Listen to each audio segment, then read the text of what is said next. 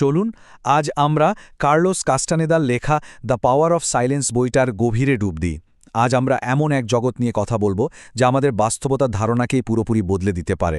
এমন এক সফরের জন্য তৈরি হন যেখানে আমরা জানব যে এই জগৎটা শুধু আমাদের দেখা বা শোনার মধ্যেই আটকে নেই, এর বাইরেও অনেক কিছু আছে। তো বইটার শুরুতেই এমন একটা ধারণা দেয়া হয়েছে যা মাথা ঘুরিয়ে দেওয়ার মতো। আমরা সাধারণত কি ভাবি? আমরা ভাবি আমাদের চোখ দিয়ে দেখি, কান দিয়ে শুনি, আর এভাবেই জগৎটাকে বুঝি। কিন্তু কাস্তানেদা বলছেন ব্যাপারটা নাকি ঠিক উল্টো। অভিপ্রায় বা ইন্টেন্ট নামে এক বিশাল শক্তি আছে যা আমাদের উপলব্ধি করতে বাধ্য করে। তার মানে আমরা যা দেখছি বা শুনছি সেটাই হয়তো বাস্তবতার শেষ কথা নয়। আচ্ছা, একটা জিনিস ভাবুন তো। মনে করুন আপনার চেতনা একটা বিশাল বাড়ি, কিন্তু আপনি সেই বাড়ির শুধু একটা ঘরেই সারা জীবন কাটিয়ে দিচ্ছেন।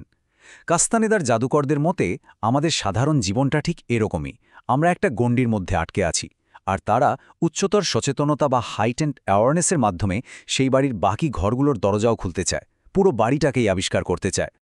এখন প্রশ্ন হল, এই যে অচেনা জগতে হাঁটা, এর জন্য তো একটা ম্যাপ বা মানচিত্রের দরকার, তাই না? জাদুকরদেরও একটা মানচিত্র আছে, কিন্তু সেটা কাগজ কলমে আঁকা কোনো সাধারণ ম্যাপ না। তাদের পথ চলার নির্দেশিকা তৈরি হয় খালের শক্তি আর গভীর উপলব্ধি দিয়ে। জাদুকরদের চোখে আমরা মানুষটা আসলে এক একটা উজ্জ্বল শক্তির গোলক, আর এই গোলকের ওপরেই আছে একটা ছোট্ট বিন্দু, যেটাকে বলা হয় অ্যাসেম্বলেজ পয়েন্ট। এই বিন্দুটাই ঠিক করে দেয় আমরা জগৎটাকে ঠিক কীভাবে দেখব বা বুঝব। বলা যেতে পারে এটাই আমাদের বাস্তবতার মাস্টার সুইচ। তো ব্যাপারটা কাজ করে কিভাবে? ভাবুন, এই অ্যাসেম্বলেজ পয়েন্টটা একটা স্পটলাইটের মতো। এটা আমাদের চারপাশে থাকা অসীম শক্তিক্ষেত্রের যে অংশে আলো ফেলে আমরা শুধু সেটুকুই দেখতে পাই। জাদুকররা যখন এই পয়েন্টটাকে ইচ্ছেমতো সরাতে শেখে, তখন স্পটলাইটের আলোটা নতুন জায়গায় গিয়ে পড়ে, আর সঙ্গে সঙ্গে তারা সম্পূর্ণ ভিন্ন এক জগৎ দেখতে পায়।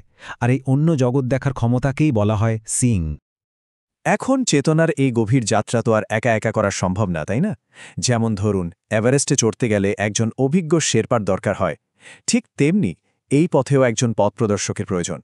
এই অসাধারণ শক্তিধর গুরু বা পথপ্রদর্শকই বলা হয় নাগুয়াল। তিনিই তার শিষ্যকে এই অচেনা জগতে পথ দেখান।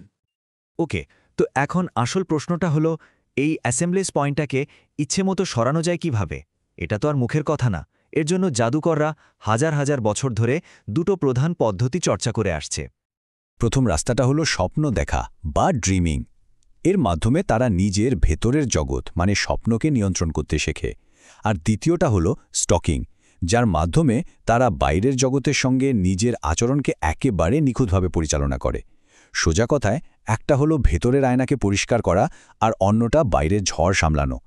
এই দুটোতে ভারসাম্য না এলে আসল লক্ষ্যে পৌঁছানো যায় না।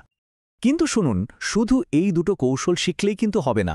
এই পথে চলার জন্য সবচেয়ে জরুরি হলো একটা বিশেষ মানসিকতা বা মাইন্ডসেট তৈরি করা।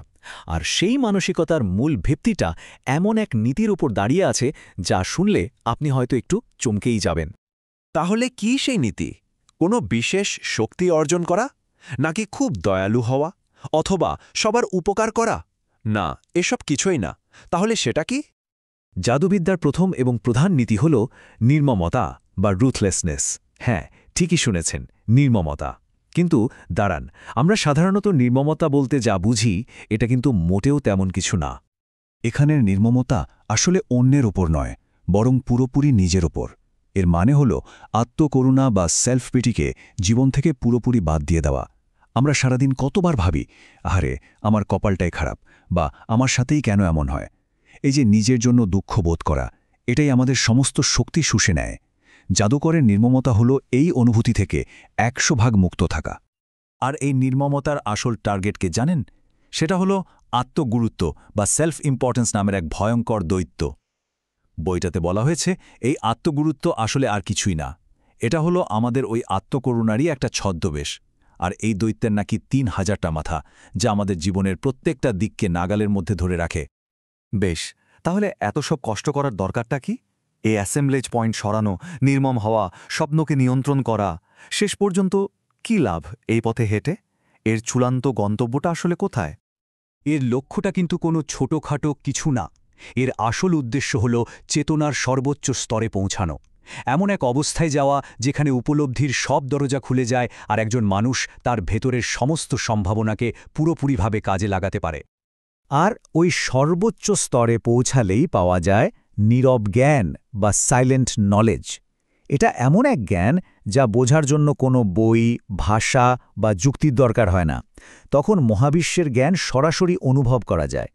শুরুতে যে ইন্টেন্ট বা অভিপ্রায়ের কথা বলেছিলাম মনে আছে? এটা হলো ঠিক সেই মূল উৎসের সাথে ডিরেক্ট কানেক্ট হয়ে যাওয়া। কিন্তু এই যে আত্মগুরুত্ব, আমাদের ইগো, এটাকে ছাড়া তো এত সহজ নয়। এর জন্য জাদুকররা একটা মারাত্মক অস্ত্র ব্যবহার করে, সেটা হলো মৃত্যুচিন্তা। তারা বিশ্বাস করে যখন আমরা এটা সবসময় মাথায় রাখি যে আমাদের মৃত্যু নিশ্চিত, তখন জীবনে ছোটখাটো অহংকার, দুঃখ বা অপমানগুলো একদম অর্থহীন মনে হয়। মৃত্যুকে সবসময় সামনে রাখলে জীবনে আসল শৃঙ্খলা আর সংযম আসে। তো পুরো আলোচনাটা আমাদের চেনাজানা বাস্তবতাকে একদম নাড়িয়ে দেয়, তাই না? আর শেষে একটা গভীর প্রশ্ন আমাদের জন্য রেখে যায়। এই প্রশ্নটা শুধু জাদুকরদের জন্য না, আমাদের সবার জন্য। আচ্ছা, আমাদের এই আমি, আমার ভাব, আমাদের দুঃখ, অহংকার, আত্মকরুণা, এই সব কিছু যদি একদিন জীবন থেকে পুরোপুরি মুছে যায়, তাহলে আমাদের ঠিক কী বাকি থাকবে? ভেবে দেখার মতো একটা প্রশ্ন, তাই না?